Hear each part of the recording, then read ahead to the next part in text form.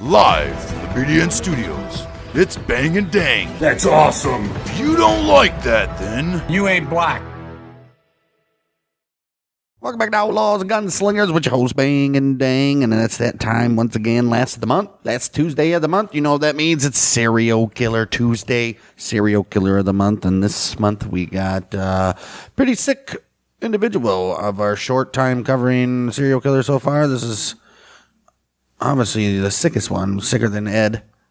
Well, I don't know, Kermit Gosnell was a pretty sick guy too, but this guy, Dean Arnold Corll, abducted, raped, tortured, murdered a minimum of 28 teenage boys and young men between 1970 and 73, along with his two teenage accomplices, David Owen Brooks and Elmer Wayne Henley, which the latter one ended up shooting and killing Corll after a night of debauchery. And yeah, some crazy shit went down. We'll get all of that. This became known as the Houston mass murders. And it only came to light, obviously, after 28 teenage boys, huh? Is that confirmed? Minimum? That's confirmed. Holy yes. shit. This guy. Apparently. What is it with teenage boys? It's always boys. They're fucking creepos. Apparently, this case is considered the worst example of serial murder in the United States history by some people. Really? Before we get into it, go check out our YouTube channel at Bang Dang Network, where you get this podcast plus our other podcast, Battles of the American Civil War, where we go through the Civil War battles, battle by battle, in chronological order. And also post shorts, clips, all that good stuff over there. And you're interested in watching us play darts, we got a new dart channel that we just started. It used to be on our Bang Dang Network channel, but we'll leave that link in the description as well. If you're just listening on Apple, Spotify, give us a review, share us with your fans, answer that Spotify question. Dean Arnold Corll, born December 24th, 1939 in Fort Wayne, Indiana. He was the first child of Mary Emma Robinson. That's a telltale sign, too. And Arnold Edwin Corll. Corll's father was strict with his children, whereas his mother was markedly protective of both her sons. Their marriage was marred by frequent quarreling, and the couple divorced in 1946, 4 years after the birth of their younger son, Stanley Wayne Corll. Wow. So that was in 1946. 46. That's when he was born? He was born in 39. 39? Okay, I was going to say the old prohibition on that, but it's done past. Maybe this just the stress of war on the dad. 36. Maybe the stress of war, the coming war, Hitler on the dad, and he's like, oh. And the wife's like, calm down. I don't think that was it at all. And he's like, I need a drink. Well, Mary sold the family farm and relocated to the trailer home in Memphis, Tennessee. Left the farm and went to a trailer. Well, Arnold was drafted in the United States Air Force there. After the divorce, she went there to allow her sons to remain in contact with their daddy. Oh, even though he was abusive and all that. And she followed them there. Right. And like, that's already kind of a little funky, dunky, right? Oh, Corll, he was shy, a serious child. Damn, shy and serious, who rarely socialized with other children. But at the same time, he displayed concern for the well-being of others. Oh. Well, so what? You can hide in a corner, and when someone gets hurt, you can jump up and do something about it, and then go back to your corner afterwards, right? Age 7, he suffered an undiagnosed case of rheumatic fever. Inflammatory disease that can involve the heart, joint, skin, and brain. Oh, no shit. A throat infection. Typically develops 2 to 4 weeks after a strep throat. Yeah, he had a severe fucking case of thrush, strep throat, and then, oh, shit.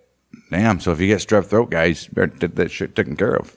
You get rheumatic fever. The heart is involved about half of the cases. So you fuck up your heart. Damage your valves, baby. This was not recognized until doctors found Corll had a heart murmur in 1950. As a result of this diagnosis, old Corll, he was told to avoid physical education classes in school. Oh, you know those little PE teachers back in the day were hating that. Yeah, they didn't believe him. They still made him run laps. Just climb that rope, motherfucker. Right. Corll's parents attempted reconciliation and remarried in 1950 as well, subsequently moving to Pasadena, Texas, No shit. which is a suburb of Houston. Look at that. However, the reconciliation was short-lived, and in 1953, the couple once again divorced, with the mother again retaining custody of the two sons. I mean, he made it 3 years. The divorce was granted on amicable grounds, and both boys maintained regular contact with their father. Well, good for them. I think if you get married once and then you decide to get married again, you can't get divorced. Screw that shit. We don't let you get a divorce.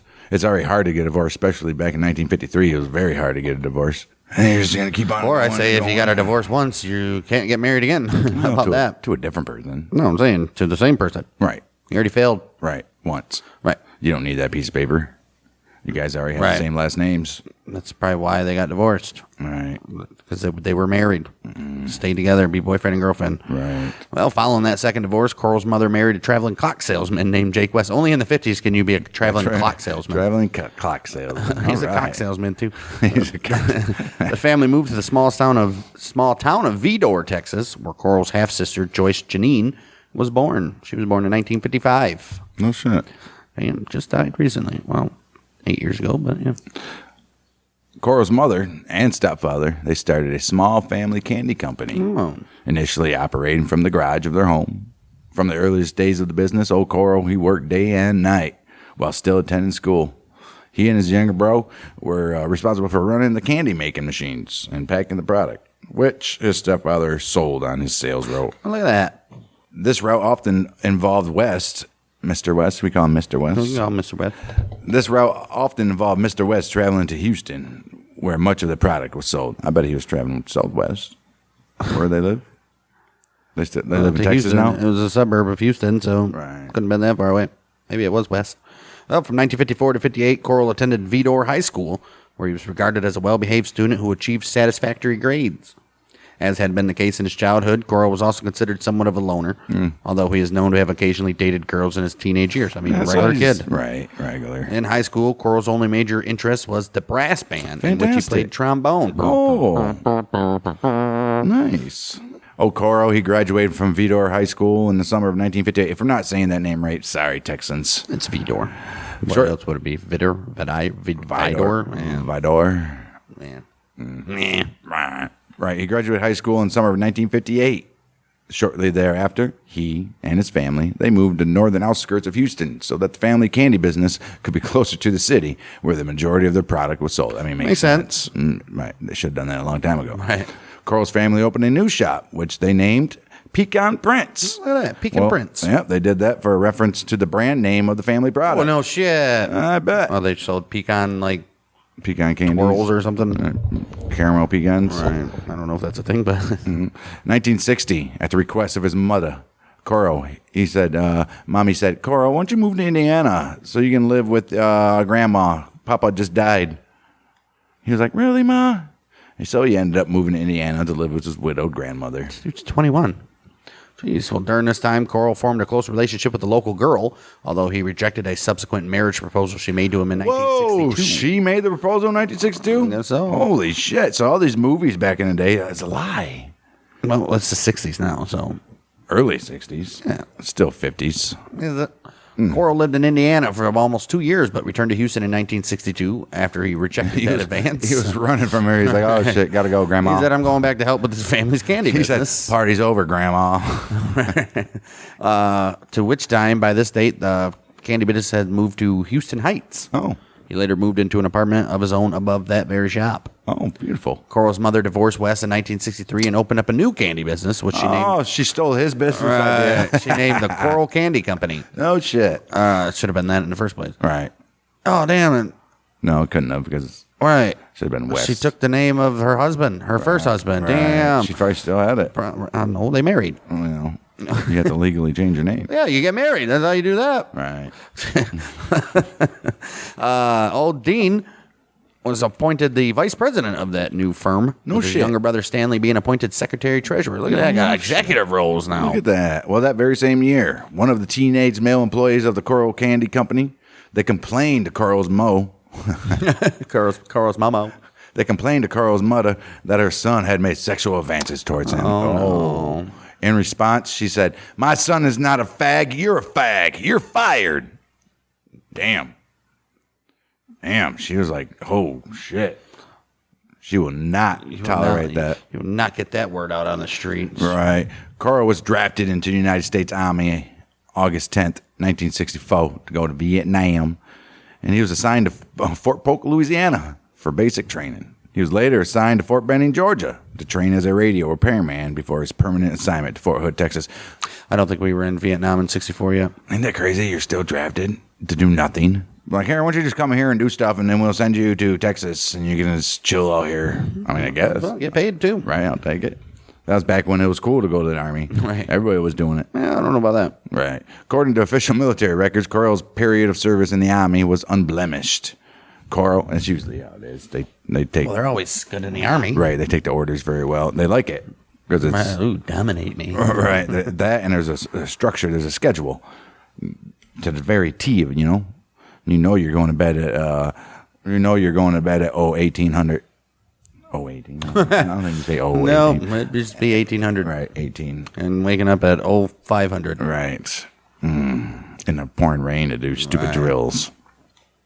Well, Corll, he said he hated military service. Oh, so there's your little Right. theory. Oh, damn, look at that. If I would just kept on reading there. He applied for a hardship discharge on the grounds that he was needed in his family's business. What do you need your family's business? Our candy. Candy company's doing, I'm the freaking vice president, right? Right. It's not getting out there to the little girls and boys, especially the little boys. They're not getting that candy. Right.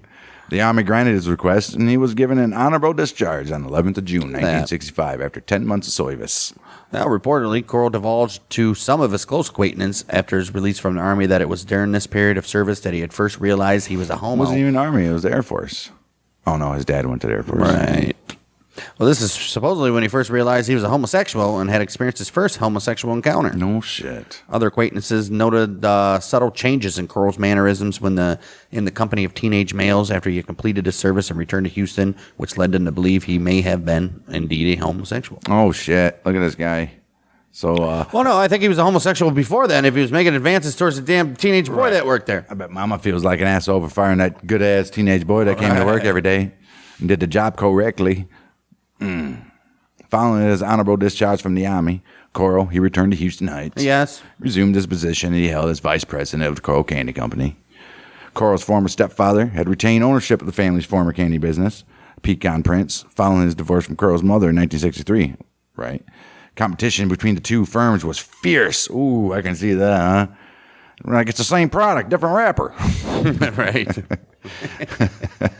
As had been in the case in his teenage years, Corll increased the number of hours he devoted to the candy business to satisfy an increasing public demand for his family's I product. mean, it's the 60s. People love candy, right? So you think a lot of people left the Pecan Prince for Corll Candy? I would assume, since it seems like They probably took all of his clientele when the divorce happened, right? it seems like the mom was the one probably making the candy. Well, the kids and Right. shit were making the candy anyway. And doing right. the All he did actual- was sell it. Right. So Well, he probably had a good rapport with the candy shop owners. Well, we keep on laughing, candy, dude. right? But back in the '60s, dude, candy shops were Right. like arcades. well, that's more the 80s. But Willy yeah. Wonka, remember that? Yeah, well, that's England. 1965, Corll Candy Company relocated to 22nd Street, directly across the street from Helms Elementary. Uh-oh. Oh shit! Corll was known to give free candy to local children, I bet he in did. particular teenage boys. Oh, As a wow. result of this behavior, he earned himself the nicknames of the Candyman and the Pied Piper. Company employed a small workforce, and he was seen to behave flirtatiously towards several teenage male employees. Oh shit! Corll is also known to have installed a pool table at the rear of the candy factory where employees and local youth would congregate. He's like, come in, guys. Have little lollipops and shoot some pool, huh? Some billiards.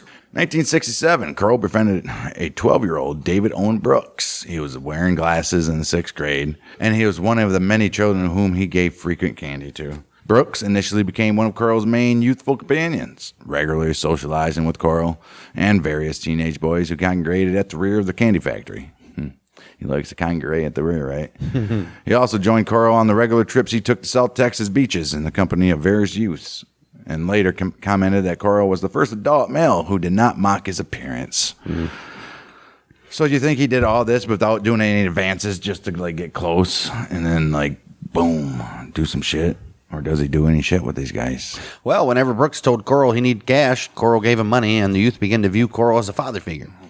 Upon Corll's urging, a sexual relationship gradually developed between the two. Damn, he should have been an uncle figure. Beginning in 1969, Corll paid Brooks in cash or with gifts to allow him to perform fellatio on the youth. Oh. Jeez, dude.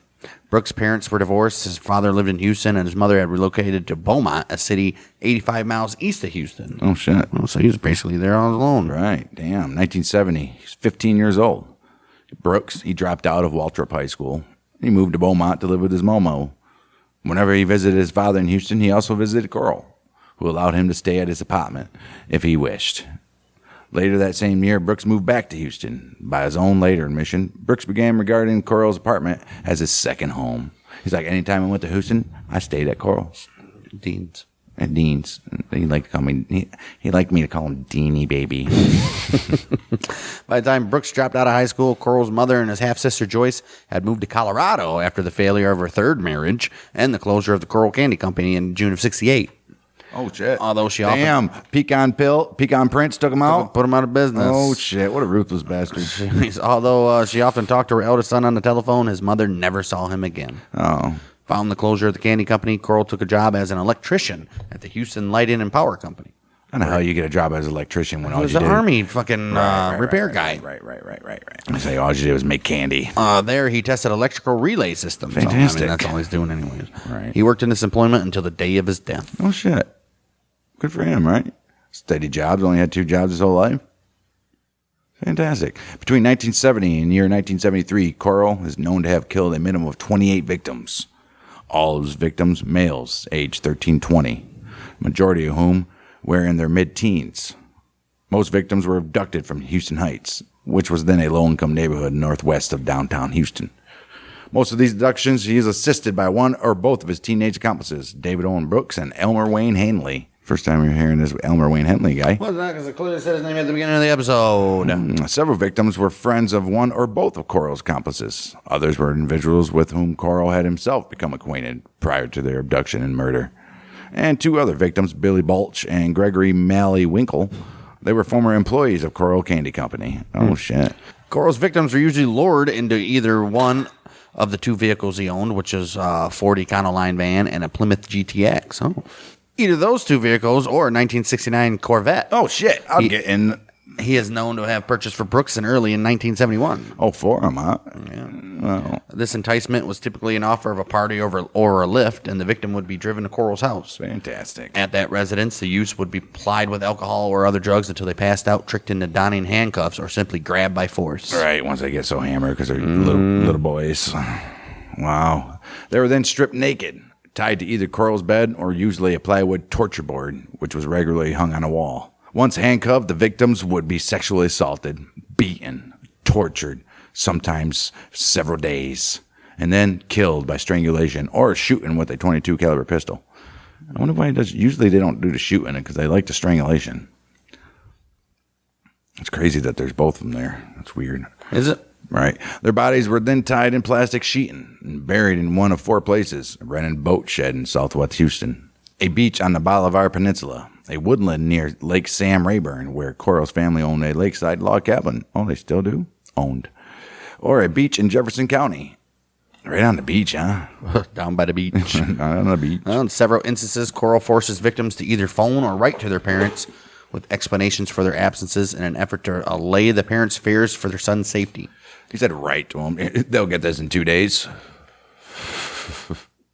Well, you don't want him to call. Yeah, but he did call him, too. Like, the sons are going to be like, hey, I'm fucking kidnapped. Hey, I'm They're going to die anyways. So you might as well just like, hey, I'm fucking kidnapped at Dean Corll's house. Right.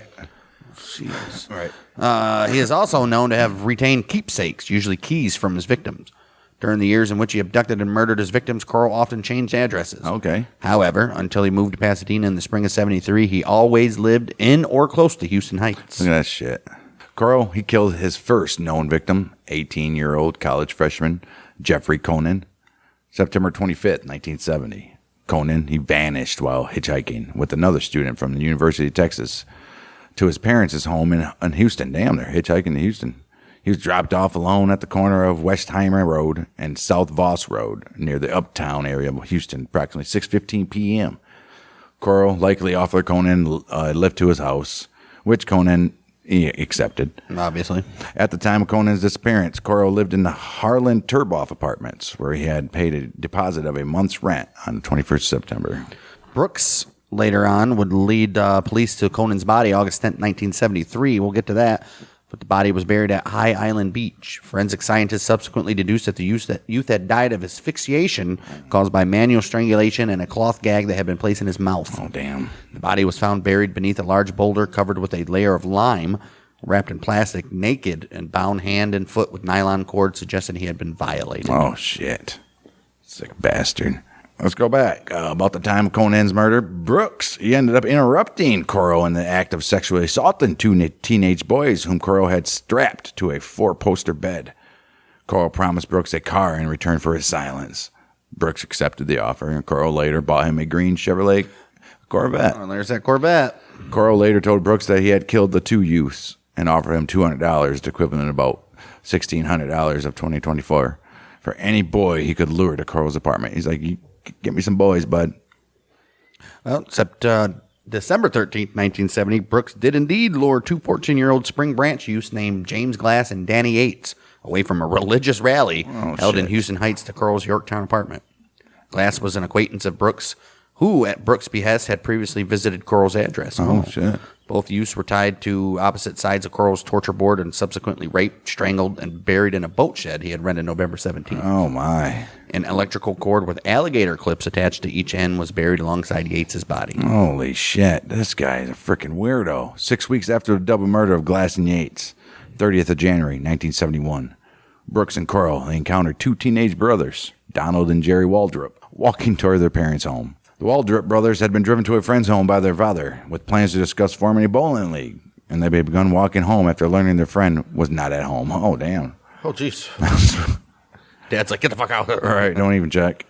Both boys were enticed into Corll's van and driven to an apartment Corll had rented on Magnum Road, where they were raped, strangled, and then buried in the boat shed. Well, between March and May of 71, Corll abducted and killed 3 victims, all of whom lived in Houston Heights and all of whom were buried toward the rear of the boat shed. Each of these abductions, Brooks is known to have been a participant. One of these 3 victims, 15-year-old Randall Harvey, was last seen by his family on the afternoon of March 9th cycling towards Oak Forest, where he worked part-time as a gas station attendant. Holy shit. This is crazy. Harvey, he was driven to Corll's Magnum Road apartment, where he was murdered by a single shot to the head. Jeez. The other victims, which were 2 of them, 13-year-old David Hillegeist and 16-year-old Gregory Malley-Winkle, were abducted and killed together on the afternoon of the 29th of May in 1971. Both murdered at the apartment Corll rented on West 11th Street. As had been the case with the parents of other victims of Corll, both sets of parents launched a frantic search for their sons. One of the youths who voluntarily offered to distribute posters the parents had printed, offering a monetary reward for the information leading to the boys, was 15-year-old Elmer Wayne Henley, a lifelong friend of Hillegeist. Oh, wow. Oh, wow. Well, Elmer pinned the reward posters around the heights and attempted to reassure Hillegeist's parents that there might be an innocent explanation for the boy's absence. Maybe they just ran off. The dude knows damn well what happened to him. No, this guy isn't involved yet. All right. Brooks, yeah. Right. August 17th, 1971, Corll and Brooks encountered a 17-year-old acquaintance of Brooks named Reuben Watson Haney, walking home from a movie theater in Houston. Brooks persuaded Haney to attend a party at an address Corll had moved to on San Felipe Street the previous month.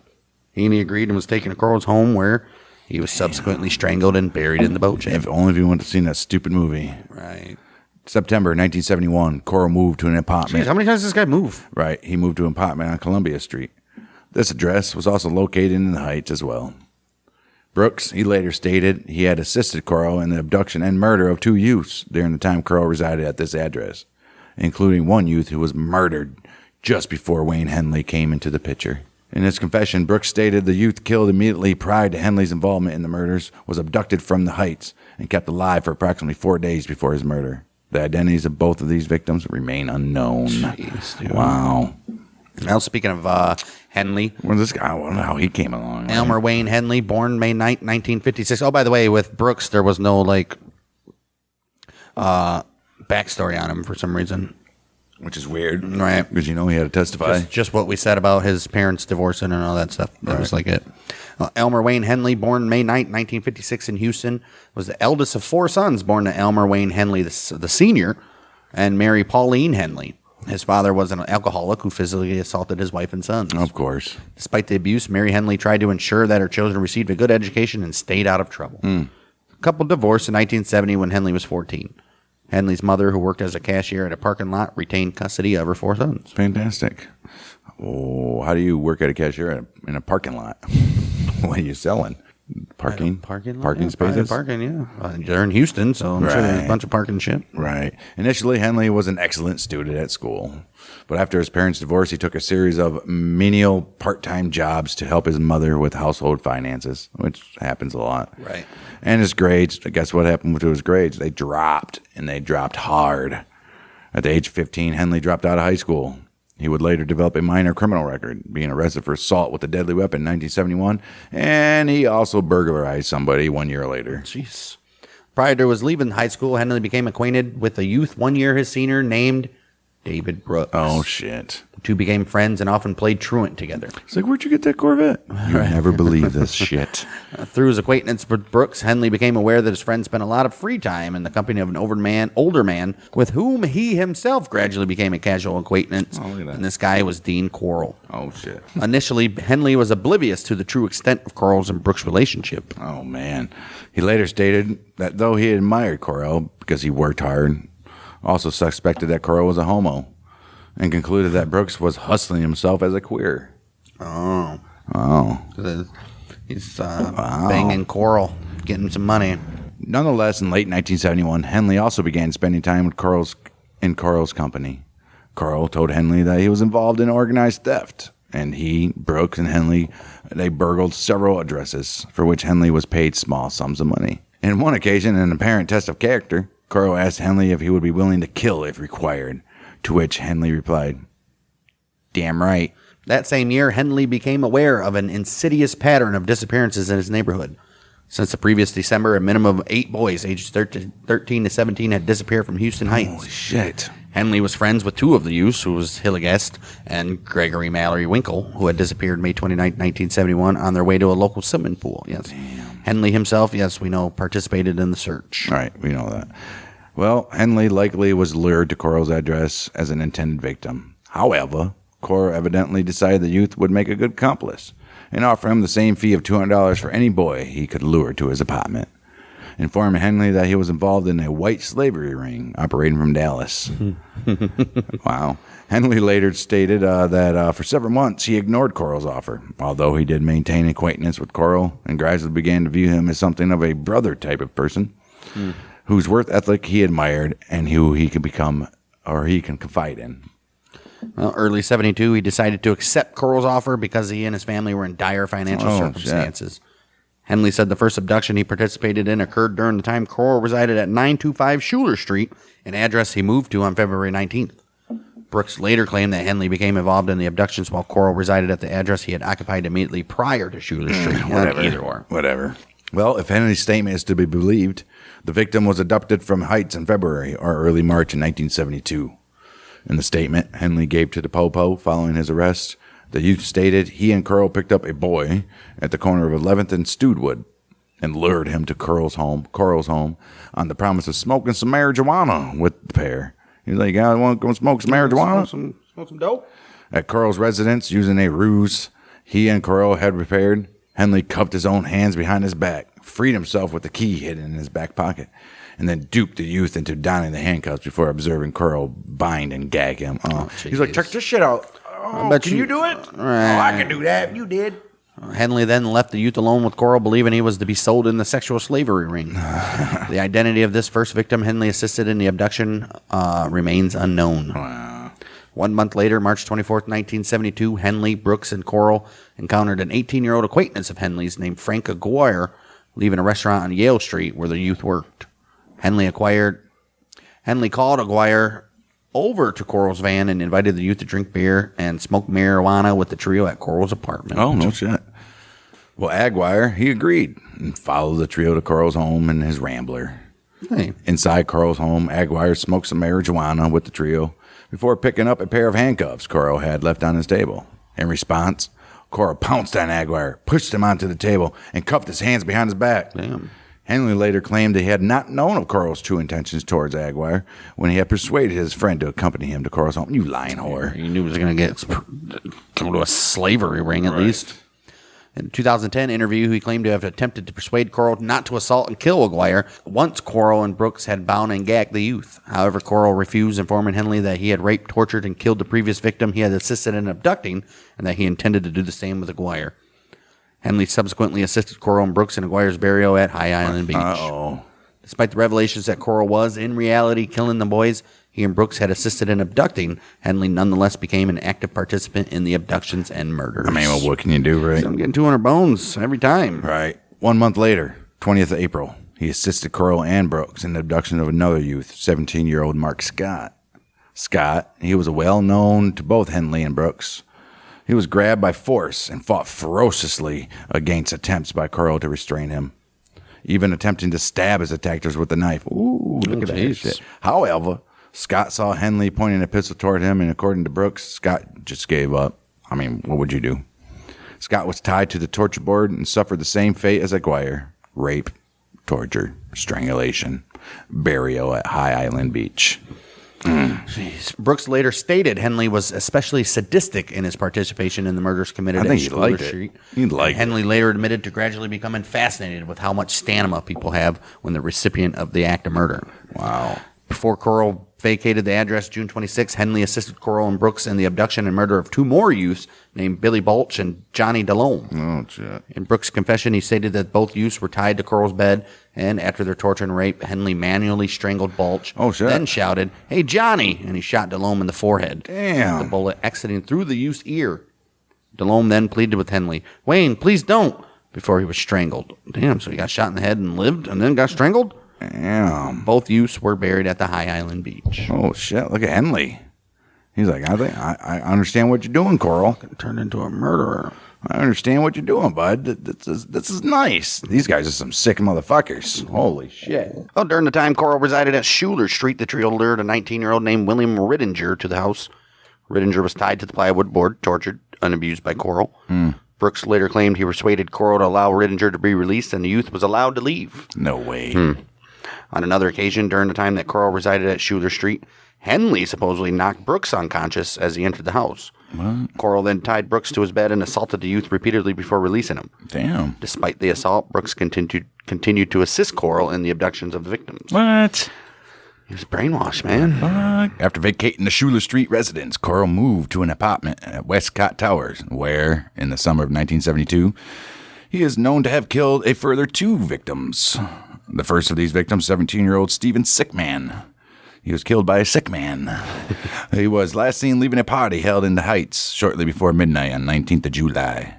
The youth was savagely bludgeoned about the chest with a blunt instrument before he was strangled and buried in a boat shed.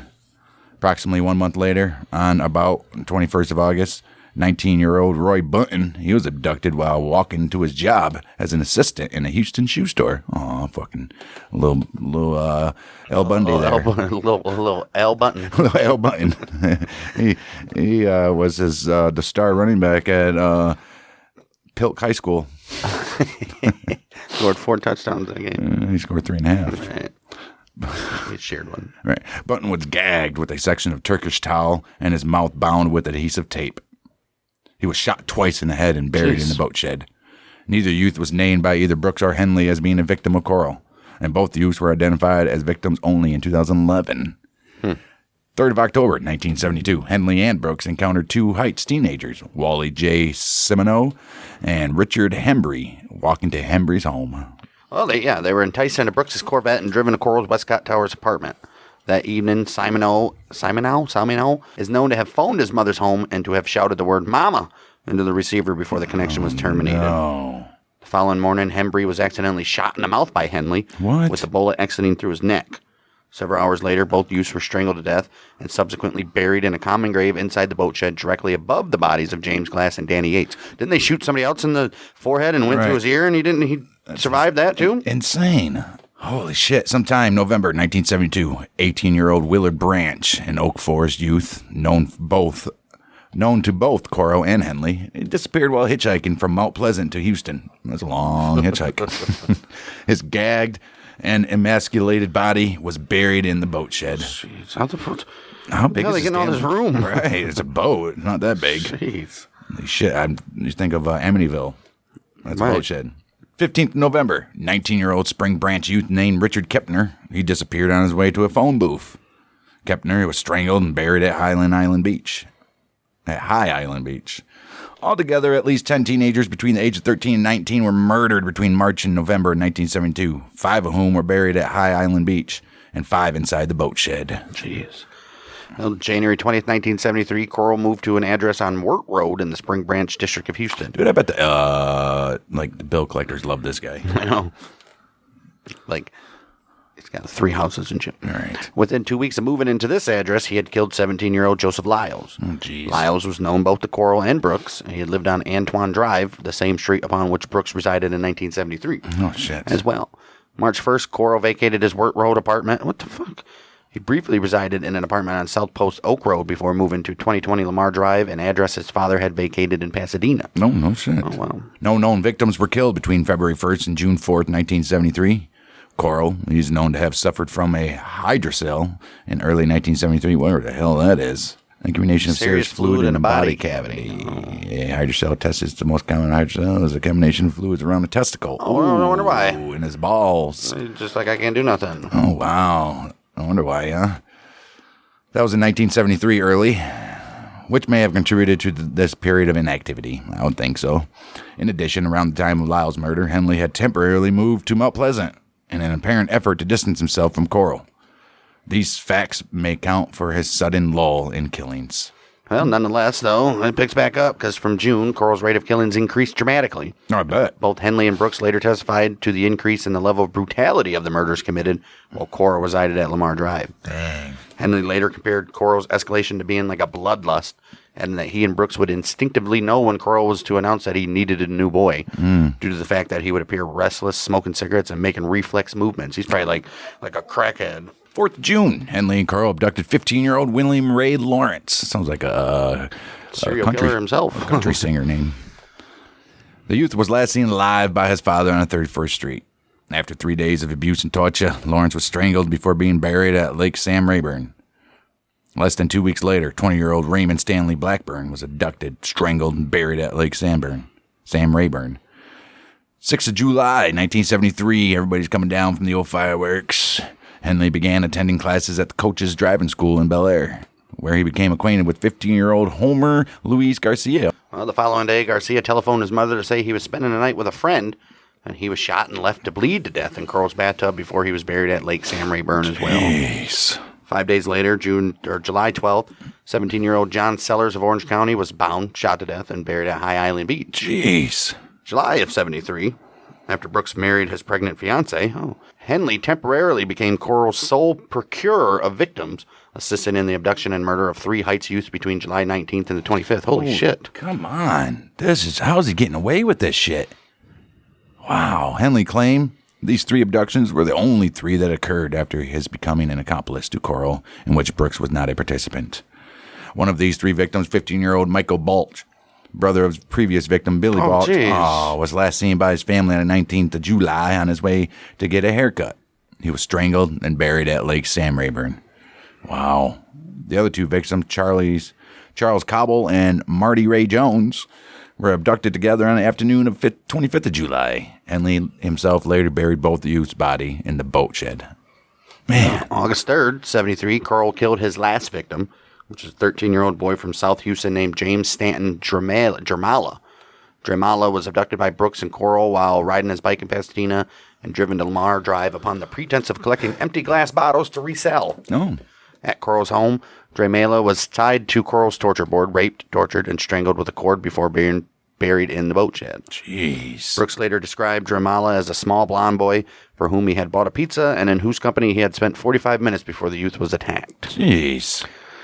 Jeez. Man.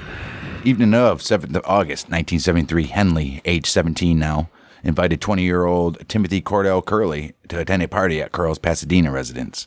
Curley, a casual acquaintance of Corll, who was intended to be his next victim, accepted the offer. Brooks, he was not present at this time.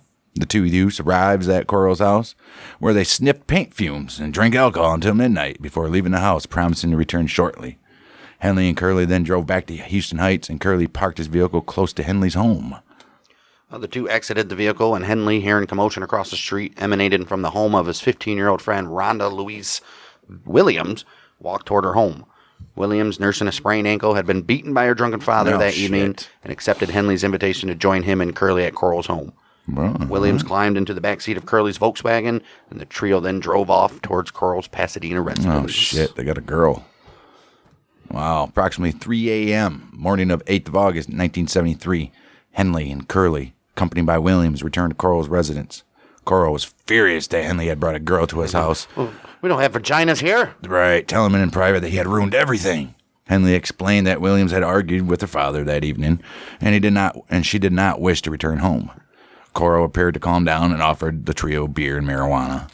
The three teenagers began drinking and smoking marijuana, with Henley and Curly also sniffing paint fumes as Corll watched them intently. After approximately about 2 hours, Henley, Curly, and Williams each passed out. Well, Henley then awoke to find himself lying on his stomach and Corll snapping handcuffs onto his wrists. Oh, shit. His mouth had been taped shut and his ankles had been bound together. Curly and Williams lay beside Henley, securely bound with nylon rope, gagged with adhesive tape, lying face down on the floor. Curly had been stripped naked. Oh, no. Noting Henley had awoken, Corll removed a gag from his mouth. Henley then protested in vain against Corll's actions, whereupon Corll reiterated that he was angry with Henley for bringing a girl to the house and that he intended to kill all three after he had assaulted and tortured Curly, initially saying, "Man, you blew it bringing that girl," before shouting, "I'm going to kill you all, but first I'm going to have my fun." Oh, shit. Jeez, what the fuck's this guy on? He then repeatedly kicked Williams in the chest before lifting Henley to his feet, dragging him into his kitchen and placing a .22 caliber pistol against his stomach, threatening to shoot him. Henley calmed Corll down, promising to participate in the torture and murder of both Williams and Curly if Corll released him. After about 30 minutes of discussion, Corll agreed and untied Henley, and then carried Curly and Williams into his bedroom and tied them to the opposite sides of his torture board. Curly on his stomach, Williams on her back. He then informed Curly of his intentions to look up his anus as Henley began inhaling paint fumes from a paper bag. Holy shit, this Henley guy is a fucking moron. Oh, my. Well, Corll then handed Henley a hunting knife and ordered him to cut away Williams' clothes, insisting that while he would rape and kill Curly, Henley would do the likewise to William. Henley began cutting away Williams' clothes as Corll undressed and began to assault and torture Curly. I bet Williams would take that beating by her dad now. Right. Both Curly and Williams had awakened by this point. Damn, they were still passed out? Oh, shit. Curly began writhing and shouting as Williams, whose gag Henley had removed, lifted her head and asked Henley, "Is this for real?" To which Henley answered, "Yes." Williams then asked Henley, "Are you going to do anything about it?" He's doing it to you. Right.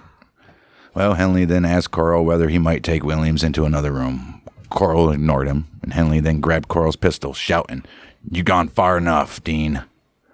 Oh. As Corll clambered off Curly, Henley elaborated, "I can't go on any longer. I can't have you kill all my friends." Corll approached Henley, saying, "Kill me, Wayne." Henley stepped back a few paces as Corll continued to advance upon him, shouting, "You won't do it." Henley then fired at Corll, hit him in the forehead. Oh. Damn. Well, the bullet failed to fully penetrate Corll's skull. What kind of gun are they It's using? a little .22. I know, but still. And he continued to lurch toward Henley, whereupon the youth fired another 2 rounds, hitting Corll in the left shoulder. Well, Corll then ran out of the room, hitting the wall of the hallway. Henley fired 3 additional bullets into his lower back and shoulder as Corll slid down the wall in the hallway outside the room where the other 2 teenagers were bound. Corll died where he fell, his naked body facing the wall. Oh, shit, and there's a picture. Yes, there is. Henley would recall that immediately after he shot Corll, the sole thought in his mind was that Corll would have been proud of the way he had behaved during the confrontation, adding that Corll had been training him to react quickly and forcefully, and that is exactly what he had done. Wow. Daddy proud of me? Damn. After Henley had shot Corll, he and Curly began weeping as Curly repeatedly thanked him for saving his life. Henley then released Curly and Williams from the torture board, and all 3 teenagers dressed and discussed what actions they would take.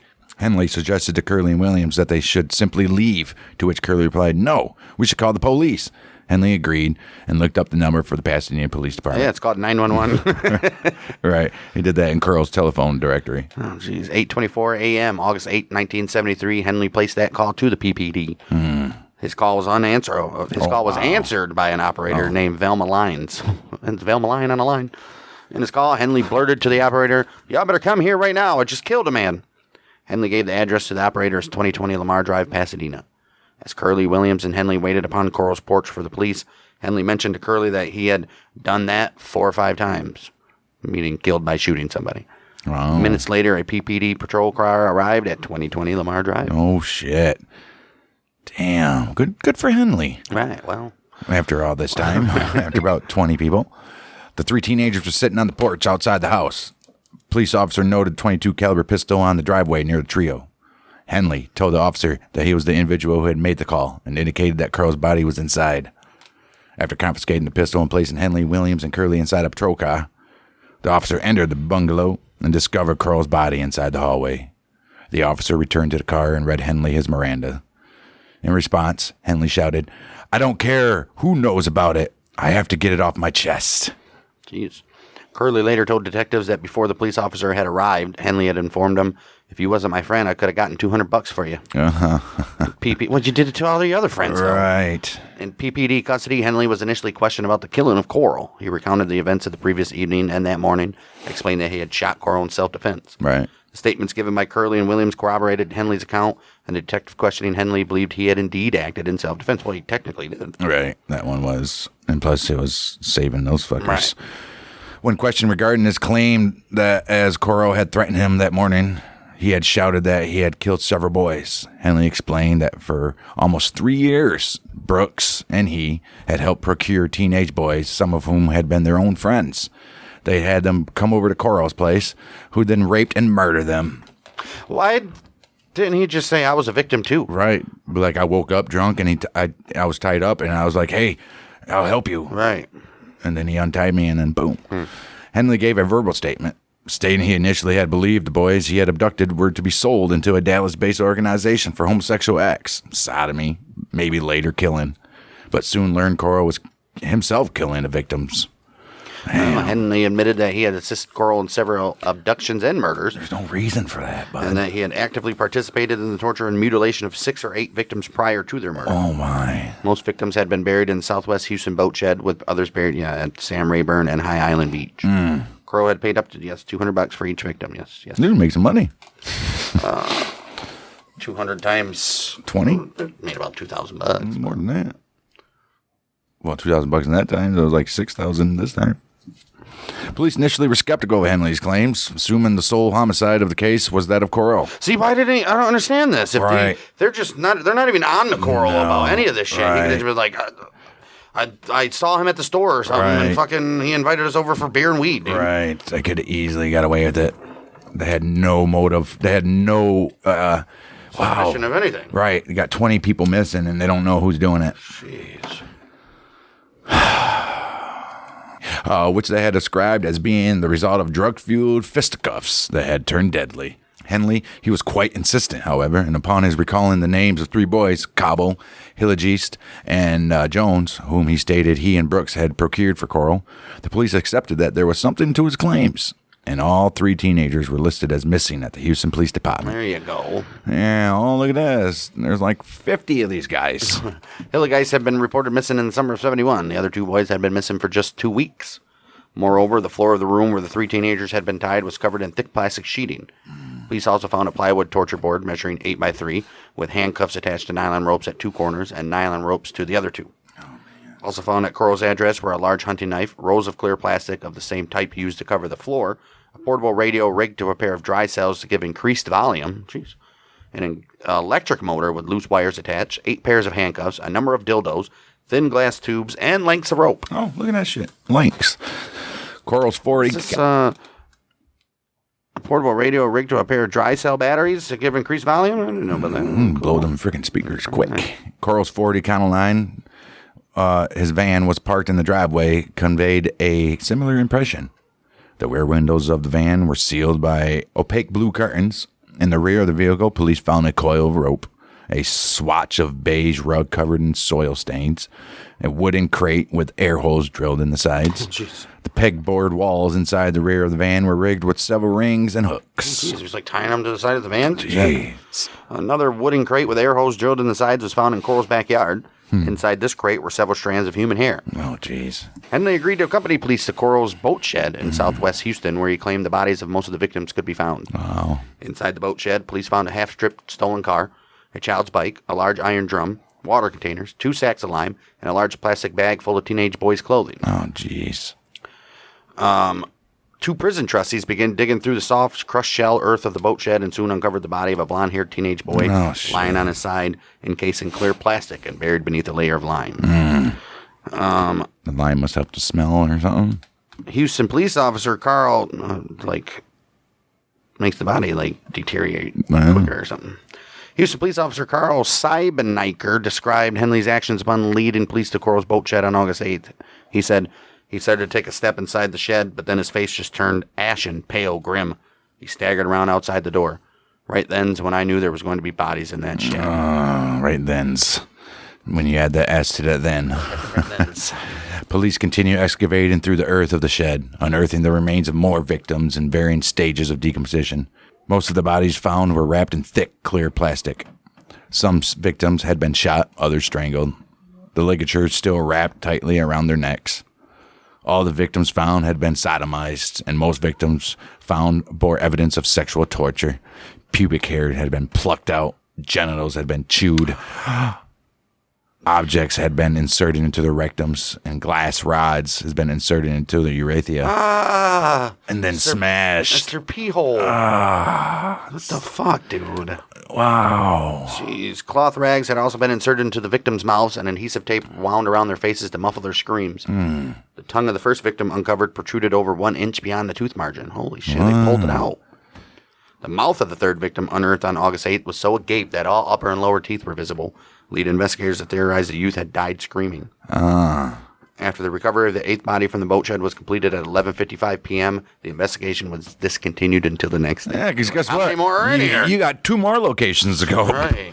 Holy shit. Accompanied by his daddy, Brooks presented himself at the Houston Police Department on the evening of 8th of August and gave a statement in which he denied any knowledge of or participation in the murders. But he admitted having known that Corll had raped and killed 2 teenagers in 1970 and named 2 youths, Reuben Haney and Mark Scott, whom he had seen in Corll's company immediately before their disappearances. Why would you even say that? Right. Now they're going to be like, okay, so you knew about this and you didn't say shit. Morning of August 9th, Henley gave a full written statement detailing his and Brooks' involvement with Corll and the murders. In this confession, Henley readily admitted to having personally killed approximately 9 youths and to have assisted Corll in the strangulation of others. He stated that only 3 abductions and murders Brooks had not assisted in him and Corll were committed in the summer of 73, which we already went over. Right. That afternoon, Henley accompanied police to Lake Sam Rayburn, where he, Brooks, and Corll had buried 4 victims. Jeez, 2 additional bodies were found in shallow, lime-soaked graves located close to a dirt road. Inside the lakeside log cabin owned by Corll's family, police found a second plywood torture board, rolls of plastic, shovels, and a sack of lime. Police found 9 additional bodies in the boat shed on August 9th. So they had 8 and then 9. Damn, Holy shit. these bodies were recovered between 12:05 p.m. and 8:30 p.m., and all were in an advanced state of decomposition. The 12th body unearthed bore evidence of sexual mutilation. The severed genitals of the victim were found inside a sealed plastic bag placed inside the body. Oh, my. Another victim unearthed had several fractured ribs. The 13th and 14th bodies unearthed bore identification cards naming the victims as Donald and Jerry Waldrop. Oh, fuck. Brooks gave a full confession on the evening of August 9th, admitting to being present at several killings and assisted in several burials. I mean, you have no choice now, bud. Well, he continued to deny any direct participation in the murders, though. He did never say that he murdered anybody, though. Right. I mean, he can get charged with, like, messing with Accessory a and dead shit. body Right. or something like that. Crime scene or some Covered shit. it up. Right. In reference to the torture board upon which Corll had restrained and tortured his victims, Brooks stated this: once they were on the board, they were as good as dead. It was all over but the shouting and the crying. Wow. In reference to the actual murders, Brooks stated his witnessing the victims' deaths didn't bother him, adding, I saw it done many times. He agreed to accompany police to High Island Beach to assist and search for the bodies of the victims. Oh, even more. These guys, holy shit. August It's 10th. like COVID all over. August 10th, 1973, Henley again accompanied police to Lake Sam Rayburn, where 2 more bodies were found buried just 10 feet apart. As with the 2 bodies found the previous day, both victims had been tortured and severely beaten, particularly around the head. That afternoon, both Henley and Brooks accompanied police to High Island Beach, leading police to shallow graves of 2 more victims. Jeez. 13th of... Man, can you imagine these police officers do? I bet they had... Like, what the fuck? I bet they had nightmares for months, if not years. They probably had to see psychiatric help. Wow. 13th of August, both Henley and Brooks again accompanied the police to High Island Beach, where 4 more bodies were found, making a total of 27 known victims. The worst killing spree in American history at this very time. Henley initially insisted that there were 2 more bodies to be found inside the boat shed, and that the bodies of 2 more boys had been buried at High Island Beach in 1972. Like we said, at the time, the killing spree was the worst case of serial murder in terms of the number of victims in the United States, exceeding the 25 murders attributed to Juan Corona, who would have been arrested in California in 1971. We'll get to that guy. For killing 25 men. Damn. The record number of known victims attributed to a single murder case set by Corll and its accomplices was surpassed only in 1978 by John Wayne Gacy himself, who murdered 33 boys and young men, and who admitted to being influenced by press coverage of these murders. Didn't he admit to 33 boys, but they only got him on like 5 or 6? They always John only Wayne. charge them on like ones that they can really, really prove. Right. Wow. Yeah, John Wayne Gacy, that guy. He's a freaking clown for parties and shit, dude. That's nuts. Families of Corll's victims were highly critical of the HPD, which had been quick to list the missing boys as runaways who had not been considered worthy of any major investigation. There was a lot of runaways back then, though, so I can see that. Families of the murdered youths asserted that the Popo should have noted an insidious trend in the pattern of disappearance of teenage boys from the Heights neighborhood. I mean, come on. When you got that many people from the same neighborhood.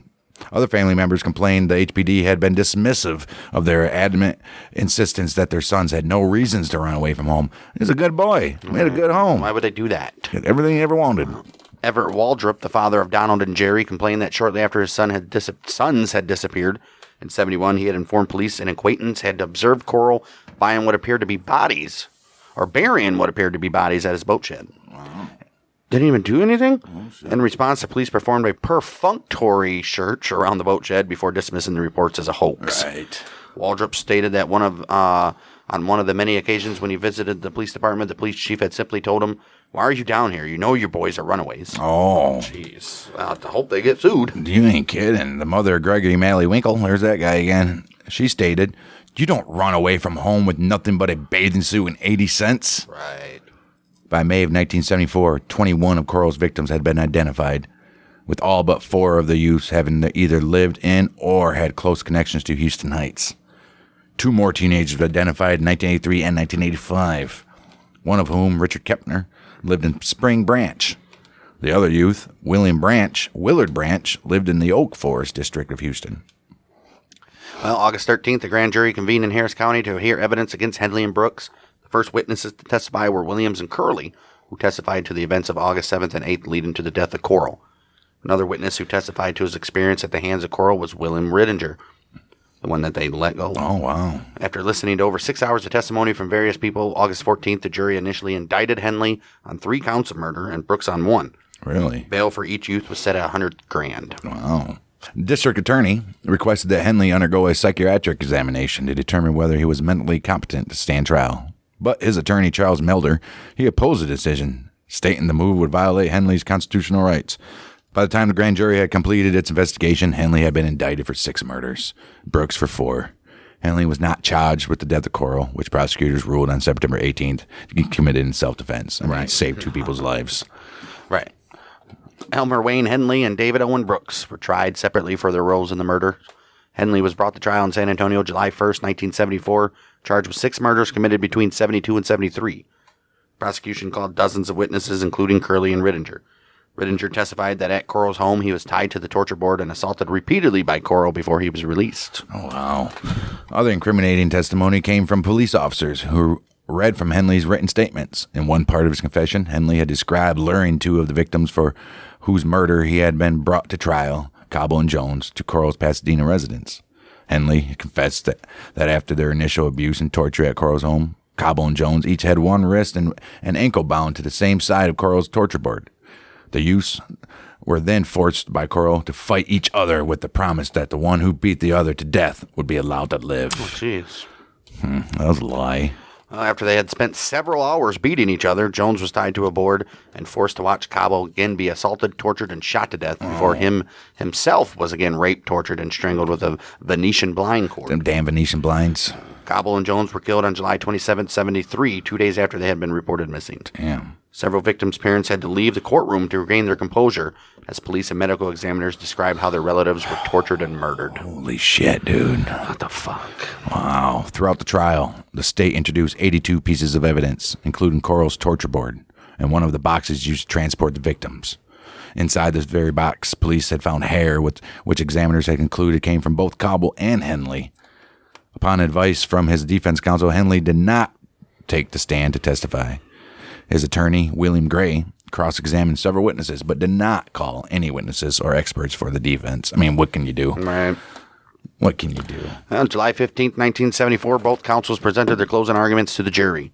The prosecution seeking life imprisonment, the defense a verdict of not guilty, obviously. In his closing argument to the jury, District Attorney Carol Vance apologized for his not being able to seek the death penalty, added that the case was the most extreme example of a man's inhumanity to man I have ever seen. You're kidding. Right, there was the death penalty. Why didn't they get that? Right. Jury deliberated 92 minutes. Too long. Right, before finding Henley guilty of all 6 moitas.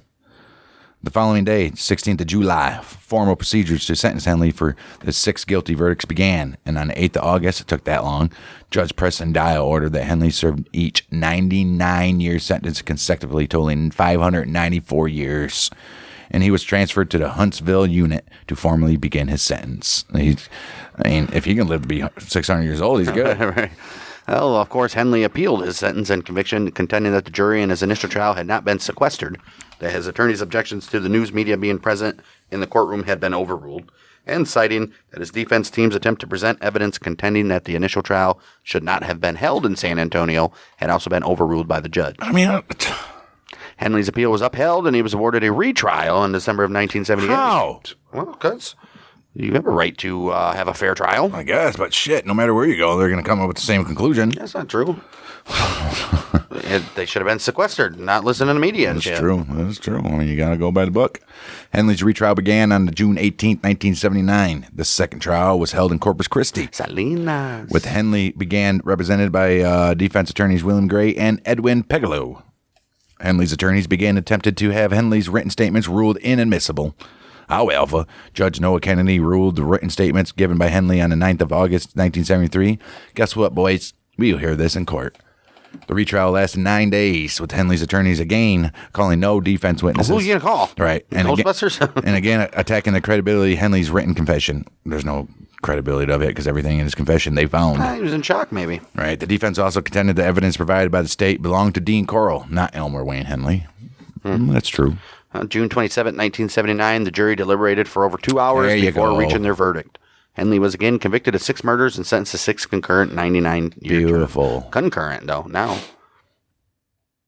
So all at the same time instead of consecutive. But he's still eligible for parole. I don't know. Yeah. Oh my. Elmer Wayne Henley first became eligible for parole After a year? July 8th, 1980. After a year? Yeah, it's every year you get. I think it's every 2 or 3 years. It should have been like a minimum of 25 years you got to serve for some shit. Holy shit. Jeez.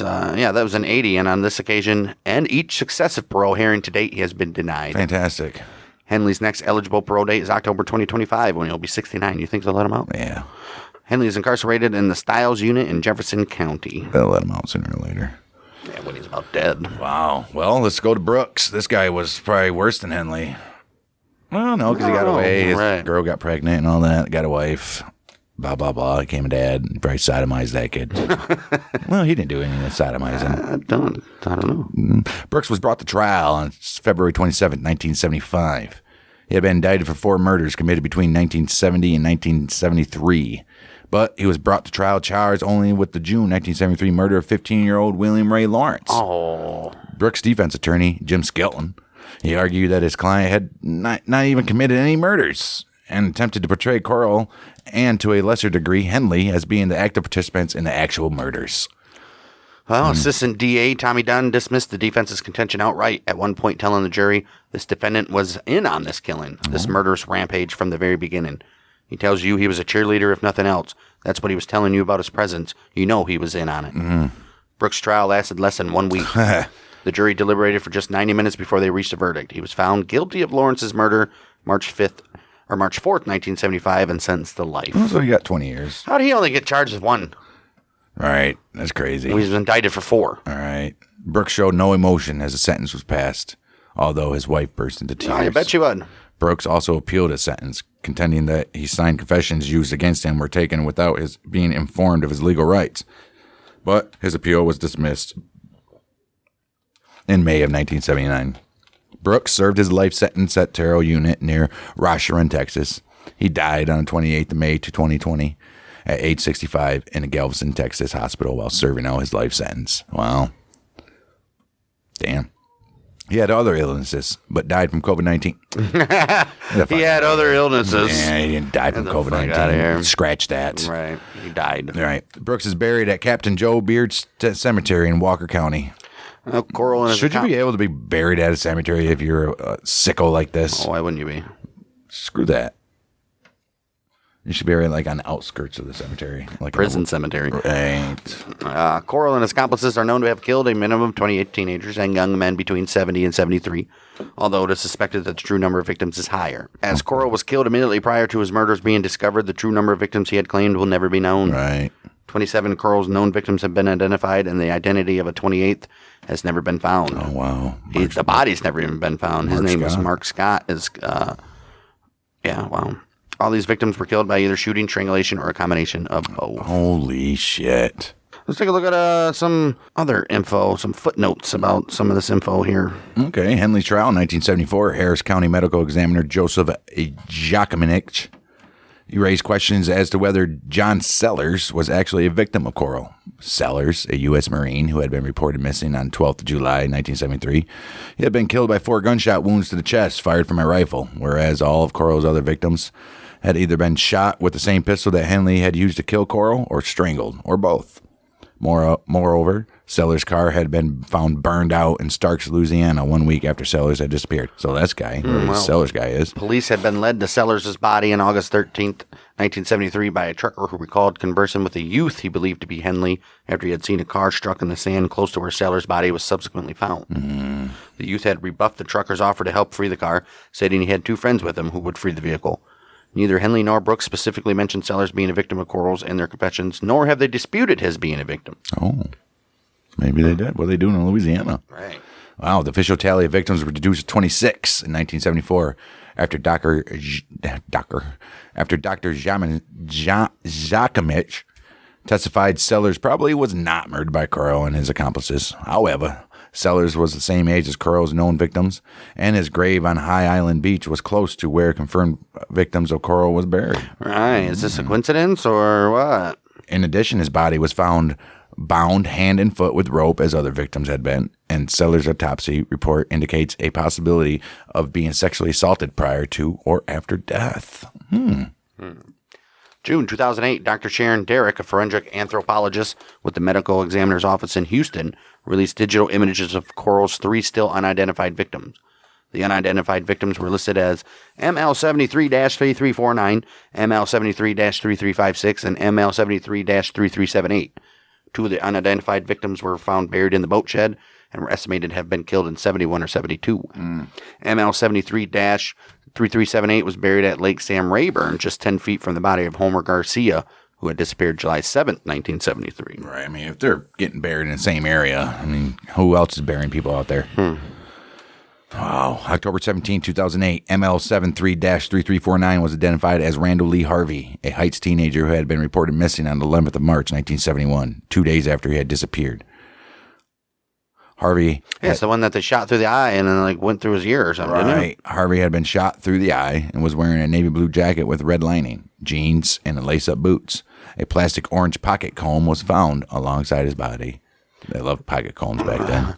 A body found on a beach in Jefferson County August 4th, 1983 is strongly believed to be a further victim of Corll. Scattered skeletal remains were discovered within and close to plastic sheeting near an eroding sandbank, I'd say that's him, right? along with sections of rope. These remains were listed as ML83-6849.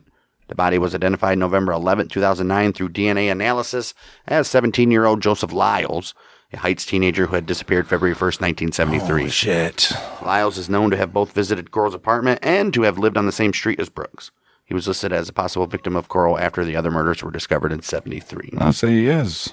Holy shit. At the time, At the time of his disappearance, Corll resided in an apartment at 1855 Wirt Road, where he lived between January 20th and March 1st, 1973, when he moved to his father's Pasadena bungalow.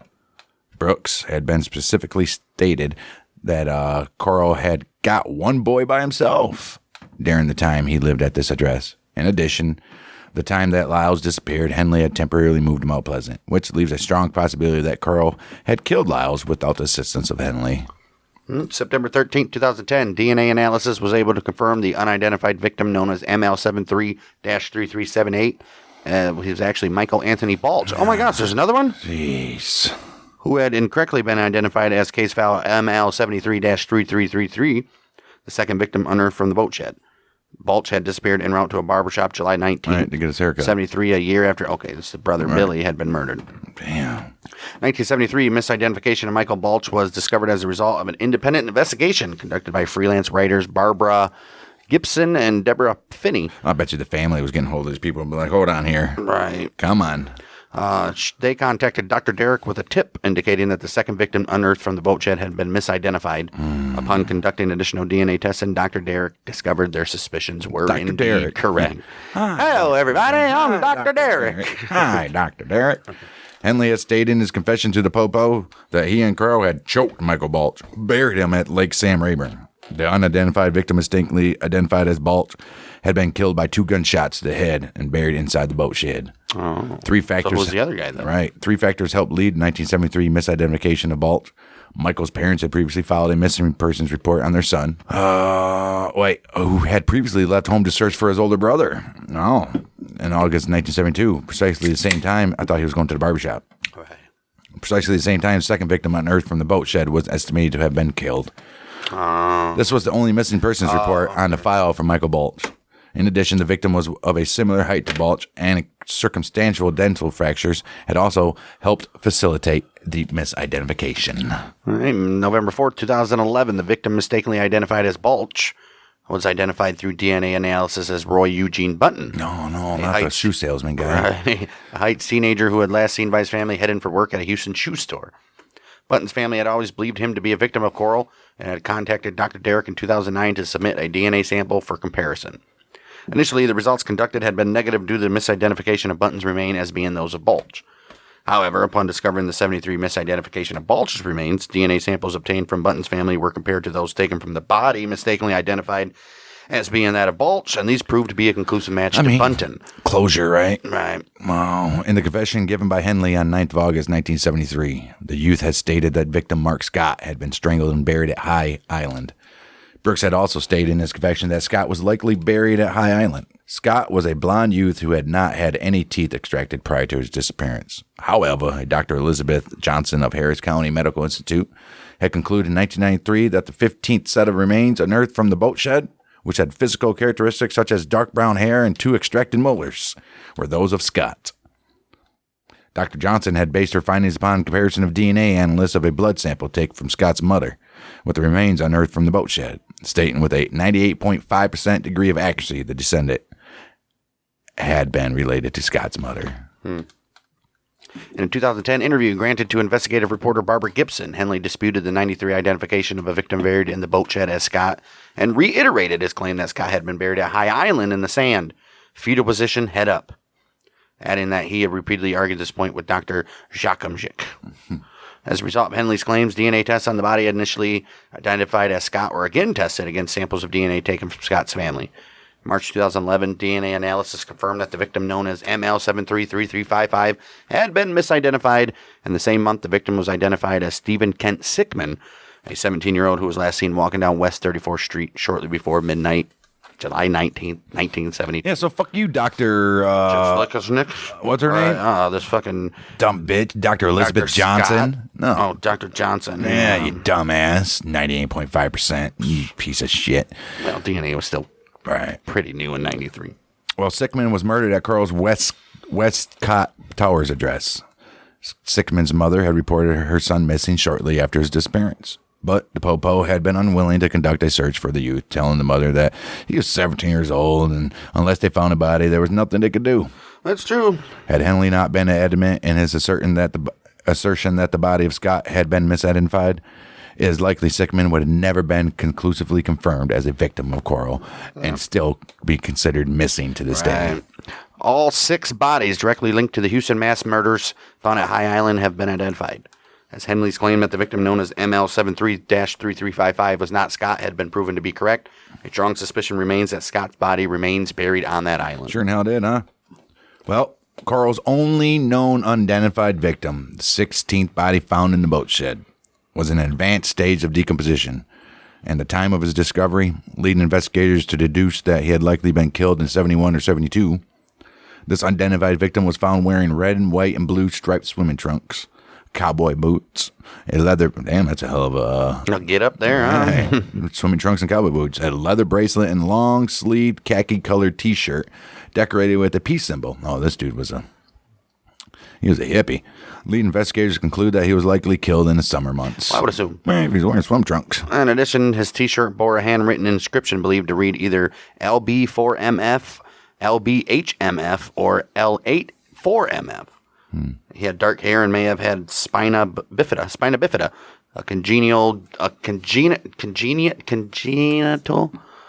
a disability that could have affected his gait or caused chronic pain.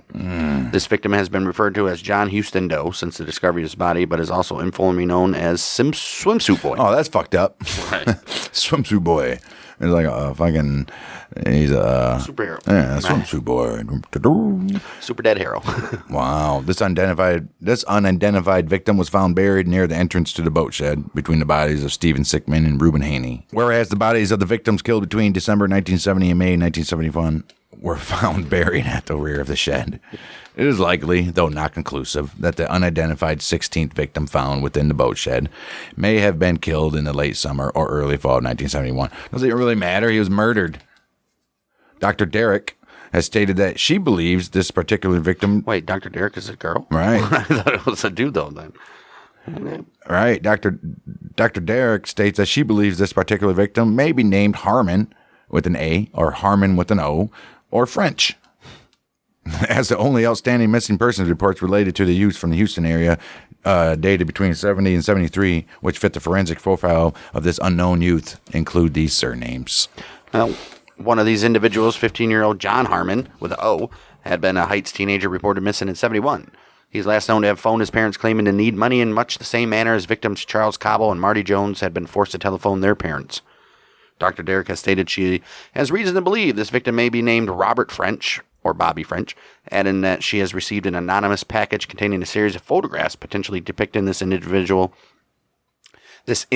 taken shortly before his murder. Who's taking photographs of this? Right. And at the center of this package named this individual as one Bobby French. Fantastic. 2022 authorities announced that the National Center for Missing and Exploited Children and the Harris County Institute of Forensic Science are actively working together to identify this victim. An updated facial reconstruction was released in the media in August 2023. 42 boys had vanished within the Houston area between 70 and Corll's death in 73. The police were heavily criticized for curtailing the search for further victims once the record set by Juan Corona for having the most victims had been surpassed. Oh. Right.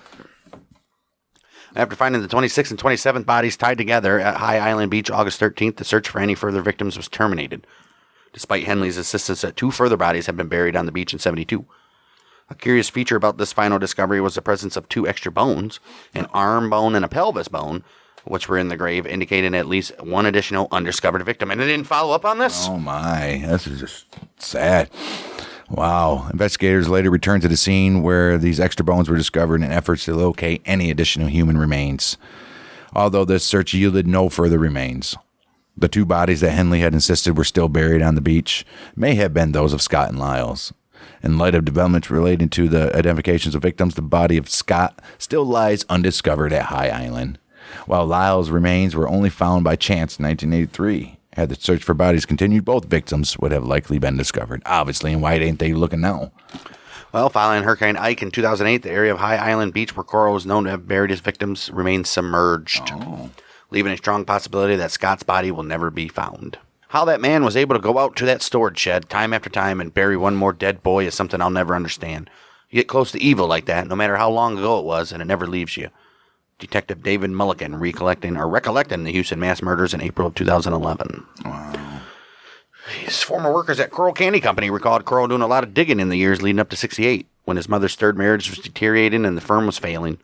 Corll stated he was marrying spoiled candy to avoid contamination by insects. Okay. He subsequently cemented over the floor. He was also observed digging in waste ground that was later converted into a parking lot. Oh, wow. Jeez. Other former workers also recalled that Corll had rolls of clear plastic, precisely the same type used to bury his victims. How do they know? Co-workers at HL&P would also state that from the earliest days of his employment, Corll had repeatedly retained coils of used nylon cord that otherwise had been discarded. Oh, jeez. This brand of cord was the same type used to strangle and blind the bodies of many of his victims. Yeah, bind the bodies of his victims. The suspicion is that Corll began killing much earlier than 1970 and had been abusing the youth prior to this date. I mean, we all know that when he was doing a candy thing, he was already freaky. Trying to get those boys. Moreover, in one interview, Brooks claimed that Corll's first murder victim was a youth killed in an apartment complex located at 1353 Judaway Street, where Corll had lived between October 7th and November 10th, 1968, and when Brooks himself had been 13 years old. The earliest of Corll's victims mentioned by Brooks in his confession were two teenage boys killed at 3300 Yorktown, where Corll had only resided between October 70 and January 71, so maybe he did start killing before then. Right. Wow. Corll's earliest double murder, that of Glass and Yates, took place in December 1970. Those victims were actually killed at Corll's Yorktown address. A possibility exists that the earliest double murder victims were Glass and Yates. However, Brooks specifically described Glass as being killed in an altogether separate double murder from Corll's first double murder in his confession to the police. In addition, Brooks only knew the location of Conan's body at High Island Beach because Corll had shown it to him. It is possible that the initial double murder Brooks had discovered Corll in the process of committing occurred after the murder of Conan and before those of Glass and Yates. These details, alongside the two additional bones that were found with the 26th and 27th victims discovered, indicate a minimum of 2 and possibly 4 more unknown victims. There are 2 suspiciously long gaps between known victims in a chronology of Corll's known murders. His last known victim, 1971, Reuben Watson Haney, disappeared August 17th. The first victim, 1972, was Frank Aguirre, disappeared 24th of March, meaning no known victims were killed for 7 months. Moreover, Corll also is not known to have killed between February 1st and June 4th, 1973. But the January 14th, 73 disappearance of 16-year-old Norman Lamar Prater has been tentatively linked to Corll. Prater was last seen by his mother in Dallas in the company of adult male and 2 teenage youths with shoulder-length hair. He had previously lived in the same neighborhood as most of Corll's known victims and had attended the same high school as Henley between 70 and 71. Prater is known to have continued to visit his father in Houston during weekends after he moved with his mother to Dallas. However, no firm evidence exists to link Prater's disappearance to Corll and his accomplices. Is it, though? March 1973, Mr. and Mrs. Abernathy had reported to Galveston County authorities that they had observed 3 men carrying and burying a long, wrapped bundle at Galveston Beach. The couple identified 2 of the men as Corll and Henley. The third individual had long blonde hair, like Brooks. As the couple watched the trio, one of the men, whom they later identified as Henley, advanced upon their car with such a menacing expression that the couple felt compelled to drive away. 2 women had also observed 3 men digging at the beach in May of 1973, one of whom they positively identified as Brooks. However, police were again unwilling to extend the search. What in the fuck, police? They're like, dude, our police department got 27 bodies. We can't handle no more. We're about to... Well, this is before Right. they even discovered anything. Shit. February 2012, a picture was released to the news media of a likely unknown victim of Corll. The color Polaroid image had been found in the personal possessions of Henley, which had been stored by his family since his arrest in 73. The image depicts a blonde-haired teenage youth in handcuffs strapped to... What the fuck? Wow. Strapped to a device upon Corll's floor, alongside a toolbox known to contain various instruments Corll used to torture his victims. Holy shit. The individual depicted has been ruled out by the Harris County Medical Examiner as being any of Corll's known victims. How? Including his one remaining known identified... He's on the freaking board! Oh, my. These people are fucking retarded. Holy shit. Henley himself has stated that the picture must have been taken after he had acquired a Polaroid camera in 1972, although he is adamant that he has no idea who this boy is. Given that Henley became acquainted with Corll in 1972, it is likely that this boy had been killed in 72 or 73. During a routine investigation on February 1975, Houston police discovered a large cache of pornographic pictures and films depicting boys as young as 8, most of whom were from the Heights. Oh, my. Of the 16 individuals depicted within the films and photos, 11 of the individuals appeared to be among Corll's known victims who had been identified by this date. Other individuals in the cast were underage at the time, and the images and films had been taken, but had reached the legal age of consent by the time of the discoveries and their questioning by authorities. Okay. Indicating the material had been accrued over many years. Wow. Discovery raised a disturbing possibility that the statements Corll had given to both Henley and Brooks prior to his murder, that he was associated with a Dallas-based organization which bought and sold boys, may indeed have held a degree of truth. I don't think so. You never know. The discovery of the material in Houston in 1975 subsequently led to the arrest of 5 individuals in Santa Clara, California. Oh, wow. No direct link in these arrests to Corll was proven, as the Houston Police Department declined to pursue any possible link to the killings, stating they felt Corll's victims' families had suffered enough. No, you guys are just fucking lazy. Right. August 15th, 73, just 2 days after investigators had uncovered the final bodies, investigators in Dallas uncovered a nationwide homosexual procurement ring operated by John David Norman. This police raid seized a card filing system containing up to 10,000 names of individuals across America ascribed to this network and the personal details of numerous teenage boys exploited by this sex trafficking ring. Holy shit. Well, to this day, there is still no conclusive evidence to suggest that Corll had ever solicited any of his victims in this manner. Not only because the Houston Police Department chose not to pursue this potential possibility, but also because neither Brooks nor Henley ever mentioned having met any individuals from the organization Corll had claimed he was involved in. In addition, neither mentioned have seen any of the victims either filmed, photographed, or released from the devices Corll restrained his victims to until after their rape, torture, and murder. The arrests in Santa Clara do, however, suggest possible validity in Brooks' statement to police that Corll had informed him that his earliest murder victims had been buried in California. Jeez. 94, at the suggestion of a Louisiana art dealer, Henley began to paint as a hobby, in part as a means of generating income for himself and his mother. He says, "All I ask is they look at my artwork first. It may be the only contribution I can give to society." Wow. That's Henry referring to his criticism of his art exhibitions. In interviews, Henley has stated that he suffers from a severe color deficiency in his eyesight that makes it impossible for him to clearly distinguish between reds and greens. Hey, join the fucking crowd, guy. Right, it's a lot. To compensate, any people Henley paints are in black and white, while his other works are usually in color. Henley refuses to paint or draw any images of a violent or exploitative nature. Many of his works depict serene imagery such as landscapes, buildings, and flowers. The majority are created using acrylics and graphite. Cool. A pen pal with whom Henley has corresponded also organized several exhibitions of his artwork. In 1997, the Hyde Park Gallery in Houston's near-town area hosted Henley's first art show. That's bullshit. This exhibition drew outrage from some victims' relatives. In 1999, the city of Houston expressed interest in building a monument to victims of violent crime, which Henley said he would be willing to help pay for with part of the proceeds from his second art show. This bastard shouldn't be making no money. Right. The victims didn't sue him, get any money? Shit. All right, they should be getting all the Proceeds, money. Yeah. right.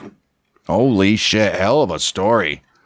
That is it, guys. Wow. Sickening. It's just crazy that all these boys disappear from the same place and nobody fucking does any investigations into it. Wow. And the Houston PD are a bunch of pieces of shit. All these 30 kids run away in 3 years. I mean, I guess. Ridiculous. Wow. Well, that's Dean Corll That's crazy. and his murderers. Right. That's going to do it for us on this hell of a serial killer episode here. We'll be back next week with some more mafia stuff. We're continuing on with the Gambino family. We're going to take a look at Agnello Della Croce and Tommy Bilotti. Yeah, we're done with the actual big bosses. Moving on, some of the notable underbosses. Eventually, in a couple of months here, we'll end it with Sammy the Bull on the mafia side and the Gambino family side. And then the week after that, we're back onto the Hells Angels, where we'll be looking at the rest of America and crimes they have committed there. Reminder, go check out our YouTube at Bang Dang Network to get this show, plus our other podcast, Battles of the American Civil War, or you can find us on Spotify, Apple. Give us a review, share us with your friends, answer that Spotify question. We'll be back next week for Gambino family. Suddenly, the mafia is not looking so crazy with this Hells Angels and these serial murders we're doing. So, join us then. We'll be back then with our Mouth of Michiganders with Bang and Dang.